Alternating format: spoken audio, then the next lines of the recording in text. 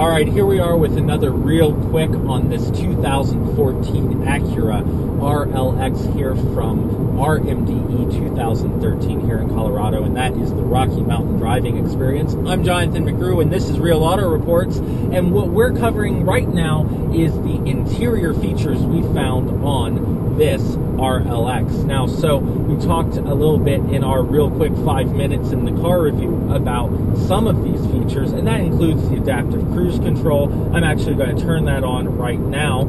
So let's see, I know that I am going 72. I'm going to crank that up to the speed limit. At least that's what I'm going to tell you. I'm going to set the distance as very close to the car in front of me, and we're going to take off. We also have our volume controls for the radio.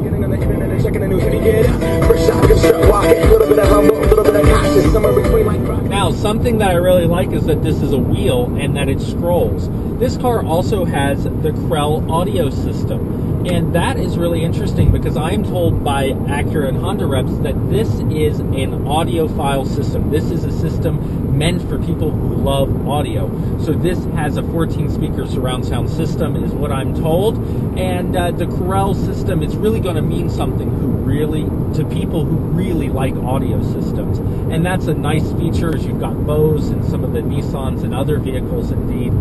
You'll find the Bose system throughout. You'll find all sorts of cars taking different approaches on this audio system. So Krell is really, they're going for the high end here in the RLX and being the top of the line, and at $60,000 about is driven today. Actually, our car is $61,345 as the MSRP says, as options, so that's pretty cool. Some other features we want to talk about are the navigation. It is a touch screen. It does have satellite radio.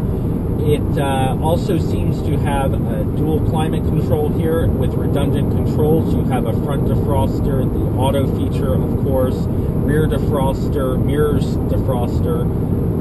We have lane departure warning, and you can set it here on the steering wheel. Steering wheel controls for your audio source and your phone. Trip computer button is right here. Now that was interesting because I was looking for it up on the dash, but it's actually here on the steering wheel along with your information. So I have tire pressure monitoring up here. I have oil life, compass, and I don't seem to have a digital speedometer, but it may be behind the active cruise control here that we're using. You do have two memory seat functions here on the left side of the door. You have your gas door and your trunk release, kind of a reach down here, but you don't really need to get to them when you're driving. Let's see if we can fold the mirrors in. We can. I love folding the mirrors in while I drive. It really freaks people out on these videos and when you're driving on the highway. So you've got power folding mirrors. They aren't automatic, but you can fold them in automatically. And the navigation screen is really readable. It shows everything you need to see, and it's not a touchscreen navigation. It's a touchscreen information center, and I'm not sure if we made that clear in our previous 5 minutes in the car, because it's taken us a little bit to notice that you have all of this going on in this car. There's definitely a compartmentalized design in this interior. So you have the driver's area and the passenger's area. You have heated and cooled seats, which are very reachable here in the bottom of the console. You've got some wood trim, your sport button, and your power parking brake and brake hold for hills. So that's a nice feature. And I haven't played with the seat too much, but I can tell you that it's got a multi-way lumbar. And I can tell you that there is no leg extension in this car, which is interesting because even the ES from Lexus and definitely the GS has a leg extension, and this one does not seem to. It does have the sport mode with paddle shifters, but it does not seem to have a shift from the stick, if you will, from the driver's stick here.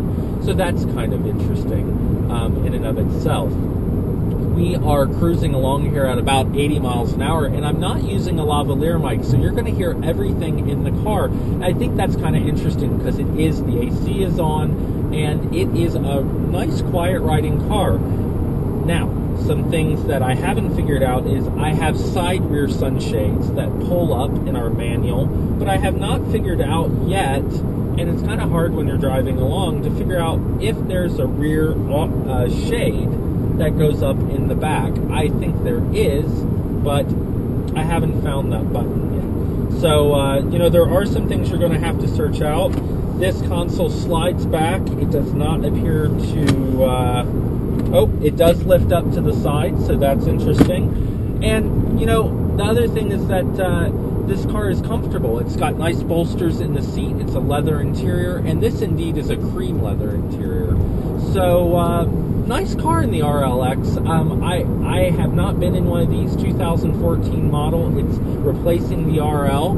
And for our real quick review on the first 5 minutes in the car, make sure you check that out. I'm Jonathan McGrew. This is Real Auto Reports, and hopefully we'll have the real video, the real review for you coming up when we get this car in the press fleet. So, more from RMDE. Watch our other videos, and we'll see you down the road.